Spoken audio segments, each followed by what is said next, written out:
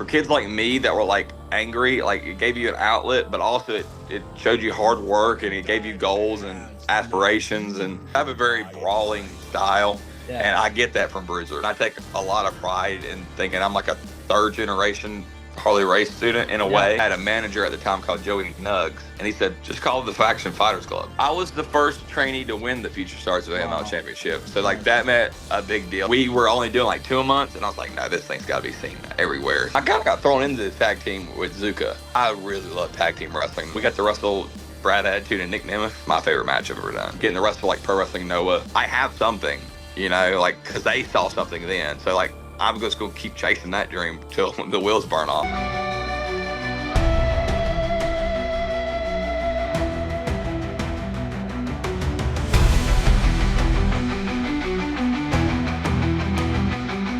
Ladies and gentlemen, hosted by Coach C, Chris Sanders, this is Best for Business.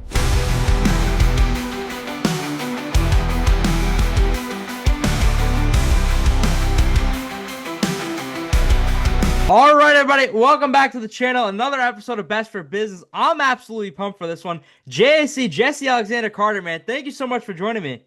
Yeah, I'm hyped to be on here, bro. Let's do this thing. I appreciate it, man. You were one of the first people I met outside of New England, got a call at match for. I still remember all your commentary notes you gave me. So, man, thank you for everything, because I met you when I was like 17 years old. Oh, hell yeah.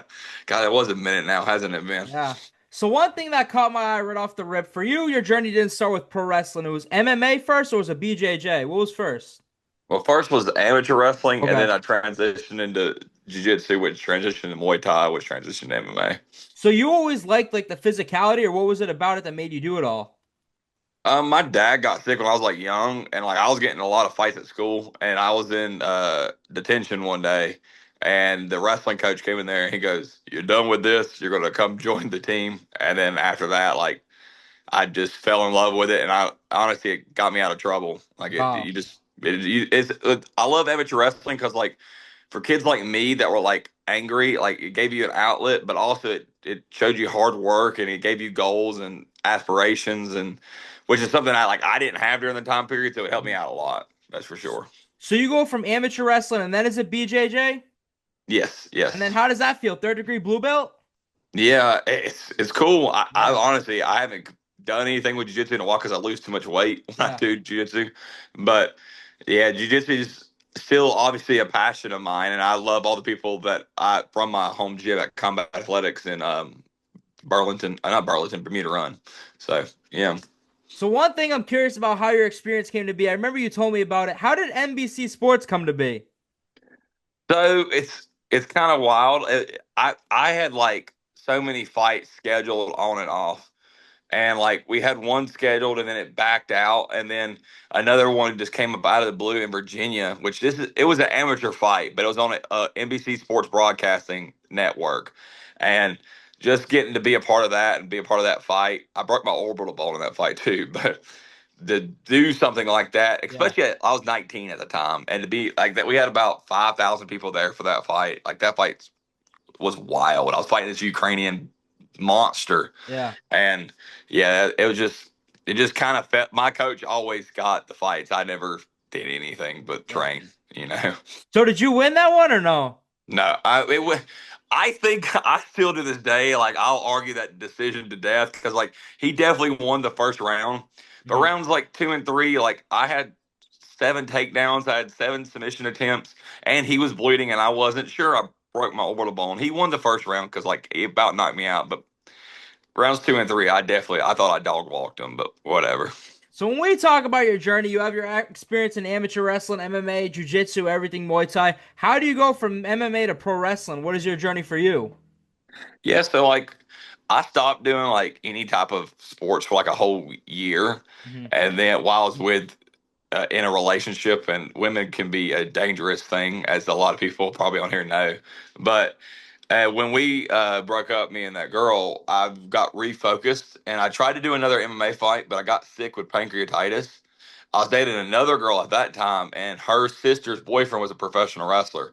I had loved pro wrestling since I was a kid. I just didn't know anything about the independents, and I didn't know that you could just do it, Yeah. and you didn't have to go to. I thought WWE was it. Yeah. You know, and I saw Brock Lesnar's career, so I was like, well, I'll go do UFC, and then I'll go to WWE after UFC. That was always my plan. Yeah. And he just told me, he goes, oh, there's independence as AML Pro Wrestling Training Center in Winston. And when I was sitting in the hospital with pancreatitis, I called my MMA coach, who I've known since I was 13. I said, I just can't do it no more. I'm going to try this pro wrestling thing.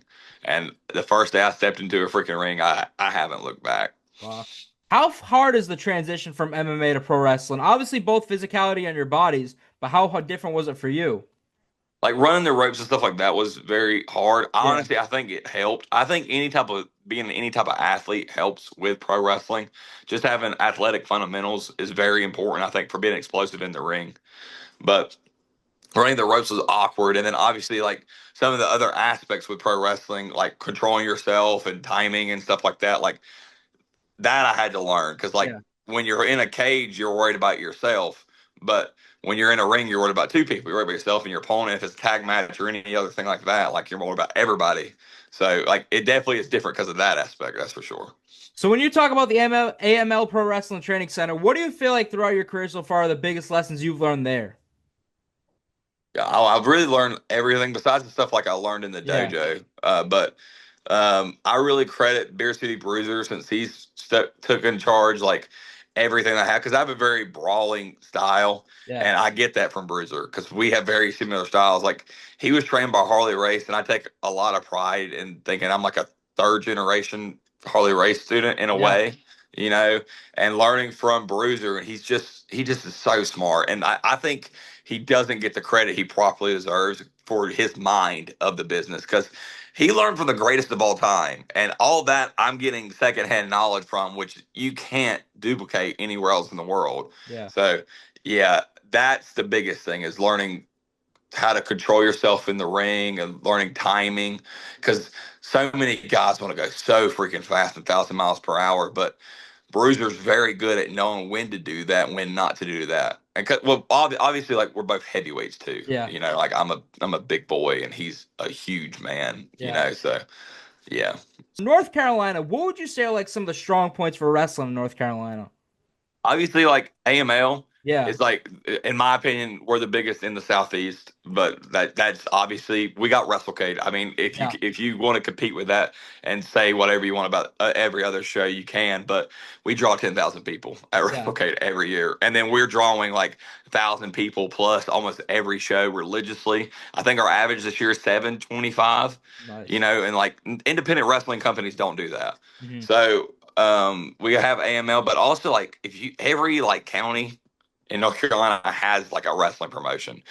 So we have the benefit, especially for like guys who are like a year, 2, 3 years in, there's so many very options for you to go and get your reps at in North Carolina. And the South in general has so many talented wrestlers that it's wild. I think we're very, like, to the rest of the country, just underlooked, because if you're watching who, like, WWE right now are, like, pulling people from, there's a lot of guys right now from the South getting pulled, like Javon Eldons, Sean Legacy, Jackson Drake. Like, all those guys, like, I grew up with and, like, now watch transition to that. And they're Southern wrestlers, you know? So I'm curious, one thing I love about your career, I was doing the deep dive last night. I was watching a bunch of your old school matches. One thing that stands out about JAC to me is the gear. So when you first started, what was it? The Muay Thai style trunks or shorts? What did you start with? That? I started with the Muay Thai, like, gladiator style trunks. And then I transitioned into like jeans, and I transitioned into the typical wrestler with the freaking, that looks like underwear in my opinion. And now I'm doing the full singlet gimmick. So yeah. When you did the trunks at first, or the Muay Thai shorts, was the black and gold, was there any inspiration with the colors, or you just picked them because they look cool? I thought they looked cool. Yeah. I'm not gonna lie to you. Singlets where you feel most comfortable, or you feel yourself the most? Yeah, I do. You know, I did amateur wrestling for the most part of my life, and it's kind of a callback to home. But also too, like, I'll just be honest, I have really bad body dysmorphia. So with like a singlet, I feel more comfortable for me. And I can have close to a 6-pack, because there are times when I get really lean. But like, even then, I think I'm just more comfortable in the singlet. I just am.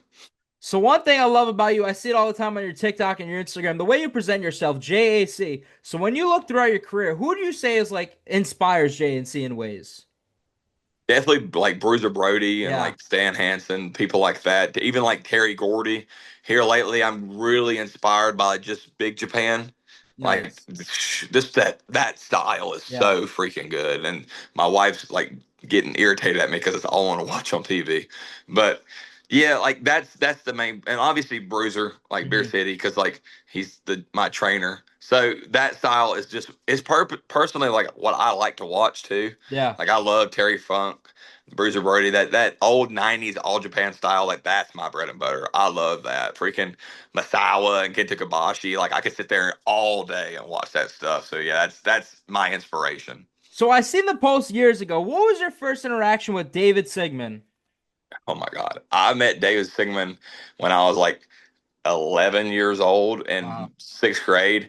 He was a very tiny kid that used to get like David got bullied. Like I got bullied too, like in elementary school, but David got bullied, Mhm. and he came underneath like my armpit after I had told someone off. And he told me, I can't remember exactly what it was, but he said, "I saw you," and I said, "That guy's cool. I need to be around that guy." And then we were friends since. Yeah, I've known David forever. And then you guys come into pro wrestling together, or is he after you? No, we came together like so. I didn't talk to David after high school for like God, at least 3 or 4 years. And Yeah. then my friend Devin Bright, who is a wrestling referee now, he was living with David, and I just came to hang out with Devin one night. And David was there, like, "David, what are you doing here?" He goes, "I live here." And then like we slowly rekindled that friendship. And then when I heard about AML, I was like, "Guys, let's go do this. Like we've always talked about doing this. Let's go do this." It took Devin a while to convince, but me and Yeah. David jumped on it quick. Wow. So when we talk about your career, one person I ask you about is Clara. What's your first interaction with her? And in wrestling, marriages don't like go well, and you guys have been killing it together. Hmm. So like, what's the secret? When I first met Clara, can I cuss? Yeah, Is that absolutely. it? Yeah. So gave her a shoulder tackle, and she just showed up. She was trained by Dr. Tom, and she Nice. showed up at the AML training center after she graduated, and we were doing some drill, and I gave her a shoulder tackle, and I pointed down to her and I said, "Bitch," and then I took off to do something else. But I was the first person like to go up and like shake her hand at the training center. I think I was the only person that day.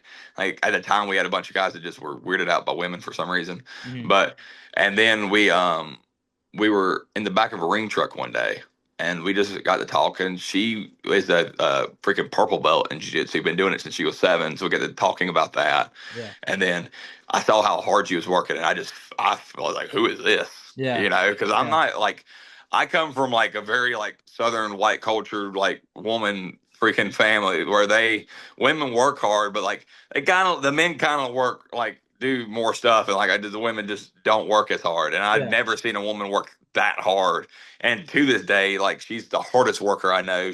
We just got back home from the gym, and she's so funny. She's sitting there bench pressing, and I was like, "Do 5 more pounds." She goes, "Ah," but she still does it. You know, she Nice. still throws Yeah. it on. And I'm like, yeah, she's a savage. And I think that's the biggest thing with our relationship and why it works so well is that we both mutually understand each other. Like when it comes to wrestling, we both have really big goals, and we both just support each other. I think support goes a long way, and we take time outside of wrestling to do stuff. Good. Like Nice. you got to do that because I remember after we got married, like after the first 6 months, like we weren't doing that. We were just go, go, go, go, go. But like on weekdays, we'll do a date night somewhere because we have to, you know. Absolutely. Yeah. So Yeah. whose idea was Fighters Club? It was I was wearing like the Fighters Club like t-shirt brand all the time. And we were at Mount Airy and AIWF, and I had a manager at the time called Joey Nuggs, and he said, "Just call it the Faction Fighters Club." Nice. I said, "That's freaking brilliant. Let's do that." And then yeah, it just took off from there. So when I look at your career, one thing that stands out, although the other company doesn't really exist, what was it like to represent AML against Control Your Narrative? That was big for me Yeah. at the time because like I know we got to do like we had a tryout for like Control Your Narrative that morning too, and I cut one of probably still one of my favorite promos I've ever cut like that day. Yeah. And like they were going to go on this big tour at one point where when Braun Strowman was still with them, Hmm. and I got picked to go do a tour. I had like 12 dates, and Wow. then I like texted EC3 and he said, "Man, it's off." I was like, Well, come on, bro. Yeah. I mean, this is my big break. What are you doing? But I remember like that day and at the time to represent AML and to represent the Future Stars division, especially, like that meant a lot to me. And that felt like a huge deal because like when you're that first 1-2 years, like you're just wanting any opportunity you can get at Yeah. anything. And yeah, that was awesome. And AC3 and Braun Strowman were really sweet. I proposed to Claire the same freaking weekend. Nice. And yeah, they were awesome. They offered to marry us. I told them no, but that was cool with them. So what did it mean when you won the Future Stars of AML championship? That I was the first trainee to win the Future Stars of AML Wow. championship. So like Nice. that meant a big deal. That meant like the company of like AML just see something in me that maybe I don't sometimes see in myself. And like that just, I don't know, like it meant a lot. It did. And like to be able to be that champion for a year plus was a lot. I went and defended that belt in like several different other promotions too, because like we were only doing like 2 a month, and I was like, no, this thing's got to be seen everywhere. So I defended AIWF, I defended it up in Tennessee, I defended it up in South Carolina. I just wanted that belt to like mean something, and I feel like I did. Yeah. I love that reign, I really do. When we talk about belts, what about the AIWF Mid Atlantic Championship? Now that one is really special to me because Nice. like AIWF was like besides like AML was the first show outside of AML like to let me do my work and let me work and get better. They run every 2 weeks. And if you're young and in your career, like they're a great place to wrestle. And to be the champion and get to do a long program with Justin Flash, and all ended up into a steel cage match, which is still one of my favorite matches of all time. If you haven't watched Justin Flash, he's been wrestling forever. He came up with Hangman Adam Page. Wow. He is so freaking good, and it's not even like good like you can call it in the back good. Like we would call it in the ring everything, and go out there and just work. And oh my god, like I love those matches so much. So when you look at AML, is there any matches or moments that stand out to you? Yeah, I just had one with Gustavo for the AML championship. Nice. That meant a lot to me. I just won the Scott Island Memorial Battle Royal back at WrestleCade for AML the day after. Like that felt huge. I was returning from Japan, and to win that and become the #1 contender was a big deal. Yeah. And then in all of my matches against the Dawsons, me and Zuka versus the Dawsons have just been wild. We've had 5 of them, and they're just brawls, and they're crazy. We had a freaking dog collar match where I wind up getting superplexed through a freaking table wrapped in barbed wire, and I kicked out. But what was that match like? That match was Dax Hardwood was in the back for that match. Wow. So like, and the FTR versus the Briscoes and the dog collars, one of my favorite matches of all time. Yeah. And so like having him back there, like I'm not gonna lie to you, I was really nervous. Mm-hmm. And walking out there and having the match that we had, and coming back at him saying he really liked it a lot, like that was really cool. Yeah. So we talk about moments being really cool. What was it like? I seen the post online. You getting to eventually team with Beer City Bruiser. Oh my God. That's anytime we get to team. The first time we teamed was at Imperial, and he asked me, and we wrestled AJ Kazena and Silas Mason. And oh my God, that match was so much fun. And for me at the time, like that felt like the biggest deal in the world. And yeah, anytime, and I learned so much tagging with him. Like all of my heat that I do comes from learning from tagging with him and nice. Zuka, but like tagging with Bruiser, especially because he was like in the in-betweens, just please talk shit, please yell, please talk shit. I'm like, okay, you got it. I'll do that. No problem. I can definitely do that. So I was talking to the owner, Frankie. I was telling him I was interviewing you. He was pumped to hear Fight Life. I guess they're sort of taking a break. But how was your experience going down there to represent AML and do a showcase match? How long was the drive? God, that drive was at least 12 hours. I think it was 12 hours. Yeah. That was a good fun weekend. I really enjoyed being down there, especially with all those boys. Like that was really cool. Yeah. And to get to wrestle Tevin TDT in that match and to defend the Future Stars Championship in a freaking all the way over there, like that was amazing. And yeah, if they ever come back, I know they're taking a break right now, but I want to be on it again. Like I really enjoyed my time with them. Nice. I'm curious. I know you posted a clip online or you did another podcast. You said you couldn't talk that much about it, but how did your trial for WWE come to be? I can talk about it now. It's been 4 years, so I mean, I don't think they care now. A lot of people that were there got fired, are not there anymore. Oh, okay. So yeah, I just been training for like maybe 2-3 months, and they always say like fill out the WWE recruitment page. Yeah. So I filled one out, and then like a month later, I was working construction at the time, and I'm in a porta john, and I'm peeing, and I get like the ding, and like at the time I never got emails, so I look down at my phone, and like it says WWE. I said, "What the hell?" Yeah. And then it was like you got accepted to go to the tryout. I remember like trying to zip my crotch up as much as I freaking could. Like Yeah. I threw it open the freaking porta john door, and I sprinted across that construction site. I'm gonna be a WWE superstar, and then I quit that job like 2 weeks later because I hated it so much. But then, yeah, getting to fly down there, they flew us out. We stayed at the MGM Grand, and bro, just it was really like it's obviously like it's everything that everyone says it is. It's very physically demanding and stuff, but like just being in front of like William Regal, Triple H, and like hearing what they want, and obviously like now, like looking back at it, like they saw something in me from then, and like now I know that now more than ever. Like then I don't think I really understood that. Yeah. So like I have something, like because they saw something then. So like I'm just gonna keep chasing that dream till the wheels burn off. But yeah, that now I know that from that. You got to realize, like 2 to 3 months for getting a tryout, people are years in and still wishing for an opportunity. So you're ahead of the game by far. Yeah, well, yeah, it's definitely like one of those things where I was like, wow, like that's all I can say. Even now, like looking back at it, I still can't believe it happened. Yeah. Like I just can't. It feels like a blur now because I wish I would have lived in the moment then a little bit more because I was so focused. Also, I was broke as hell going down there because like they paid for everything, but we had to put down like a deposit, like a 200 deposit for the room, which we got back. It was just in case we broke anything. Yeah.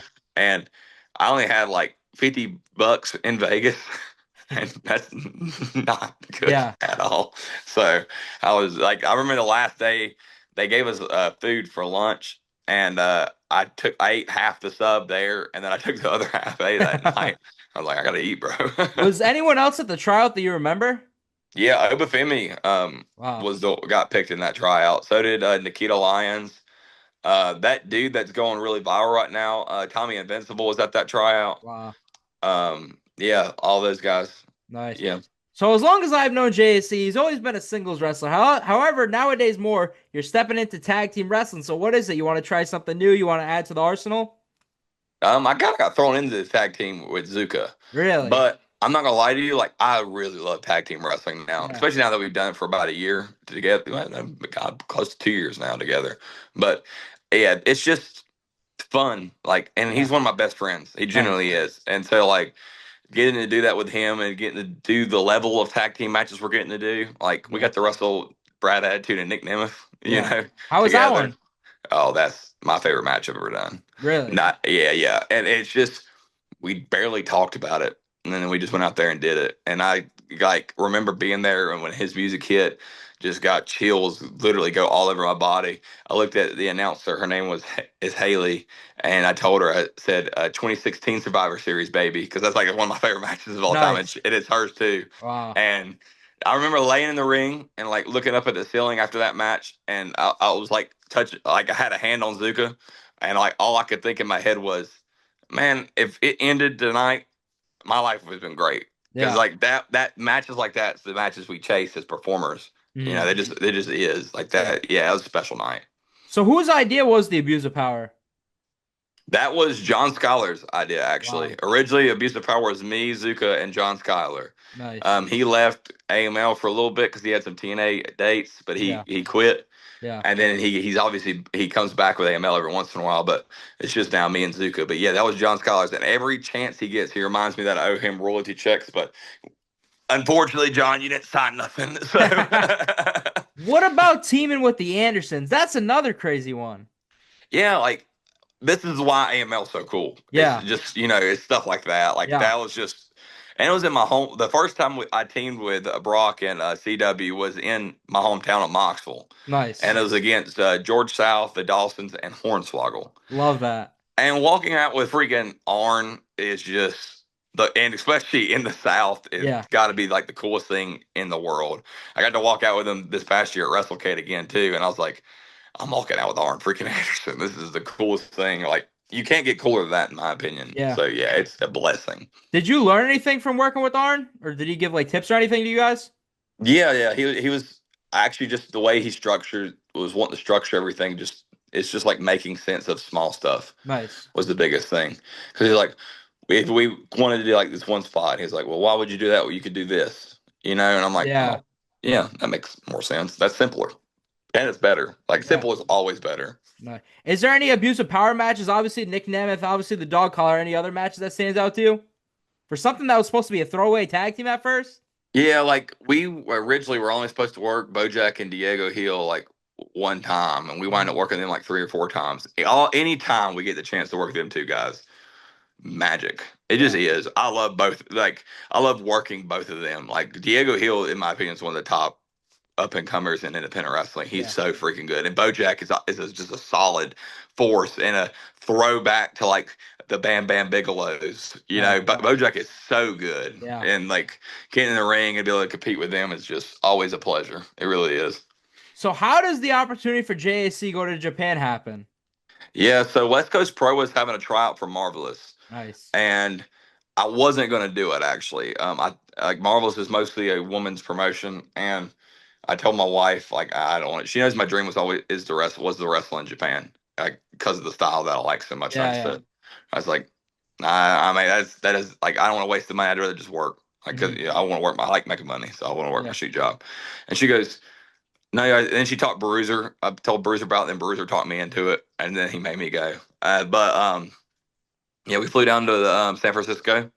Actually, we were stupid. I want to take that back. We didn't fly to San Francisco. We flew to L.A. so we could meet with Jada Stone so we could drive from L.A. to San Francisco, which I thought I was going to die the entire time because Jada cannot drive. I want to publicly state that. Yeah. But when we got there, we got just a 5-minute match. I got to work Grant Watts, and I was watching all the other matches, and I was like, okay, I'm just going to be me. Like everybody else is doing what they think is Japanese wrestling. I'm just going out there, just be me and be who I am and see what happens.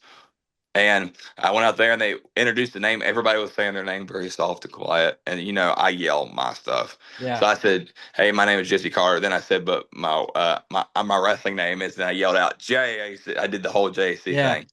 And then they all went, oh. Nice. And then while I was wrestling, I was screaming the whole time. And they were all like getting scared and jumping. And then Benny Massaro comes over to me. He goes, I think you got picked. He goes, I got a good feeling. I got a good feeling. Turns out like he's part of the reason I got picked, but because he went and like vouched for me really hard. But yeah, and then I just got picked, and then the West Coast flew me out to Japan. So the trial happened in March, and I got flew out in August. My first match in Japan was Kirk and Hall for Marvelous. And wow, what a way to start! Oh my God! I was rushing to like get the visa stuff done because I didn't know I was going to get it done in time. Like that stuff's the pain in the tail, but like then everything just happened right at the right time in the right moment. And yeah, I wrestled. It was me and Titus Alexander versus Alan Angels and Leo and a tag team match. And oh my God, like that! What a perfect way to start like a tour. Yeah, that was just That's also like another one where I'm like, it's the goosebumps just pinching the whole time. And I tried to live in the moment for that one as much as possible because, like, how many times you can get to say you wrestle at Kirk and Hall? Yeah. What was like the lifestyle for you when you were in Japan like? Yeah, I would wake up in the morning. I'd go get like a protein bar to eat. There's like little marts in the little town. We stayed in Funabashi, Chiba. And it's like there's a city, but then where we were at is more of a farm area. Yeah. And so I'd walk to the mart and then walk back to the dojo, and then we'd wake up and around 10 o'clock we'd start wrestling training. And then like that, it's everything you hear about Japanese wrestling training, squats, push-ups, all that stuff. Like it's a lot. Rolls, bumps. And then we do the actual training. And then I would go and I would eat after that. That'd take about 4 to 5 hours normally. I go get some lunch, and then I come back. And I'd try to either watch a movie or I'd try to take a nap. Most of the time, I'd try to take a nap. Yeah. And then I would work out again in the afternoon. and then I would go for a run at some part during the day too, which I hadn't ran. I'm not gonna lie to you up to that point in years, but like I was there and I was like, I'm freaking Japan. I want to run because I do enjoy running when I do, but it's hard on my knees now. But I was like, I'm in Japan. I'm running, so I ran a lot there, and then at night we'd go find somewhere to explore something to do because like I don't know how many times I was going to get the opportunity to get to do that. So like I was wanting to live the best moment I could. So every night we were going to some city to see something. Yeah. What were like some of the coolest things you saw? God, I got to go to Tokyo Disney, which was sick. Yeah. Yeah, just any of the cities. Like I got to do the what is it called? The Shinjuku crossing, and like it's the largest crosswalk in the world. Yeah. And I'm not like a big like I don't like being around a lot of people like that. But I don't mind it weirdly when it's Japanese people. So like I was there and I was like, this is cool as hell. Like nobody bothered me. I know no one's gonna steal anything. Like this is kind of nice. Yeah. And yeah, like I think honestly though, like the coolest experience was just being with those guys and that I got to be down there with. Like I made some really good friendships down there, like with Titus Alexander and Starboy Charlie and Alan Angels and Vinny Massaro and Sandra. I'm terrible at her last name, so I'm just like Sandra. Jesse Jackson, like all those people are like really good friends now of mine, and like even the Japanese people like Leo and freaking all the women, like all of them. Freaking Cinca's killing it right now too. That's my dog. Like I watched her. I just got to, but like I watched her every day in the dojo bust her ass, and then she was doing like 3 a days. Wow. She is the hardest worker in the world. Like everything she's getting right now, she deserves. She works harder than anybody I've ever met, and she's a straight savage, and she deserves everything. I'm so happy and proud of her. It's beyond belief because I watched her like do her protest and get to be a pro wrestler, which the protests there are freaking no joke. Yeah. So, yeah. What was it like wrestling, like the atmosphere, the crowd like wrestling in front of Japan compared to like the US? Honestly, I didn't like I thought I was gonna be the biggest, baddest heel in the world, but they love me. Like I must be terrible, but I couldn't get heat for nothing. They were just cheering. Yeah. The only time I ever got like booed was wrestling Leo, which is their guy. Yeah. But I don't know. The Japanese crowd I thought it was easier. I'm not gonna lie to you, because like all I gotta do is throw them and yell, and they get excited and they cheer and they clap. And the style is honestly, I think, simpler, like so much simpler than like Americans make wrestling so complicated for no reason, whereas Japanese understand that simple is better. And the crowd everyone says the crowd just sits there and claps. That's bullshit. Because like, in my opinion, you can't work if that's all they do. Like they're going to be, they're in it. Like they love wrestling. They will cheer for you if they love you. And trust me, when they love you, because they'll be like, So JAC, the one experience I want to ask you about, you've done a lot of cool things as a pro wrestler, but tell me about your Ribera Steakhouse experience and how you got that jacket. Yeah, man. Oh my God. That's crazy. So, I was kind of bugging Shigusa a lot about just going. Yeah. Because like obviously, and Shigusa goes, okay, we go. And then I didn't know if we were even going to get to go. And then one day she just came by and just picked us all up and took us over there. And like just being in the steakhouse and like seeing everybody that's been in the steakhouse, because the pictures are everywhere. Yeah. And the one above me was Harley's, like right above my head was Harley's, that was surreal. Yeah. And they actually came over to the table and Shigusa goes, sorry, only 2 jackets left. Because like GCW was in town the same time that we were, and they rated the jackets. Yeah. And so she goes, y'all pick who gets. And I was like, well, I didn't want to be the guy that says, give me the jacket. Yeah. But everybody at the table universally pointed at me and said, Jesse has to get the jacket. Wow. Nice. Yeah. And like I said, I got great friends, you know. And then Charlie was the other one to get the jacket. But yeah, and Shigusa handed me the jacket. That's crazy. You know, like, and she's my favorite women's wrestler of all time. Nice. And she's obviously a mentor of mine and a friend. Yeah. So like, it's wild. Yeah. So when we talk about your career is wild. How did NWA come to be? So I had done like a NWA tryout in like December of 2020. 22 and 22 to 23, maybe 23. Yeah. But Billy just told me to keep hitting him up afterward. And then I didn't know where to hit him up at because I didn't have any contact. So I was just hitting up EC3 because I have his contact. Yeah. And he told me, he goes, well, Billy wants you just to come to Dothan, which is in Alabama. I said, okay, I'll come. Like, no match, like, told or nothing. I get down there, and I'm just standing around for a while, and I just kind of feel like I'm in the way. I hate that feeling so bad. Yeah. But eventually, my friend Jared Fritz, he's the referee for the NWA. He comes up to me and goes, hey, Billy's going to put you in a match. I said, hell yeah. And, like, this is hard times. This is pay-per-view, you know? And, like, freaking, I got to go against the I think they're called the Wrecking Crew, but no, they're the Fixers. Sorry. Yeah. They were the Fixers. So we got to go against the Fixers, and I got the team with Tim Storm on an NWA freaking pay-per-view. Yeah, that was really cool. And, like, just Billy liking me the way he did and does, it was really cool to be in that moment and to get to be in that. I hope I get to go back with him one day. That'd be really cool. But, like, yeah, that was a lot of fun. Yeah. When we look at your career, what would you say to you are like your biggest opportunities and biggest tests in wrestling? Biggest opportunity is definitely the tryout deal. It's gonna be a while before that gets topped. Yeah. But then obviously second in Japan, but getting the wrestle like Pro Wrestling Noah. Yeah. Was that the mountaintop? I hope to God by the end of the year I get to do it one more time.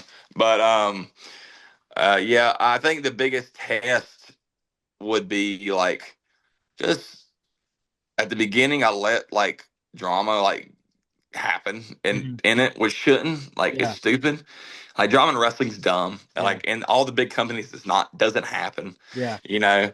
And so it's just like why? You know, and I let it get to me. Like I thought I had friends that turned out not being my friends, you know, because they got jealous of opportunities I was getting. Yeah. Which my biggest advice for people that have friends that get that, they're not your friends. You don't have to have people in your life. Like you live one time. Like everybody lives once. Like make the most of it. Get the negativity out of your life because you don't need it. Like keep positive stuff around you and you will have a positive life. That's just what I see. Yeah. I love the mentality you have. I want to thank you for doing this. However, I've ended every interview the same. Now, the day you decide JAC's all done in wrestling, which I don't hope is anytime soon, but the day you decide it's all done, what do you want JAC's legacy in wrestling to be? I just want it to be somebody that worked as hard as he could and chased every dream that he possibly could and left everything out on the table, and a guy that had no regrets whatsoever doing it. Nice. JAC, man, thank you for doing this. Thank you for everything. It's crazy to be kept in contact since I was legit like 17, man. So thank you. It's awesome. Thank you. No, thank you, brother. I appreciate you. Thank you for doing this, and thank you, everybody, for watching this episode. This was Best for Business. Thank you for watching this episode of Best for Business. Don't forget to like, comment, and subscribe. Until next time, because this is Best for Business.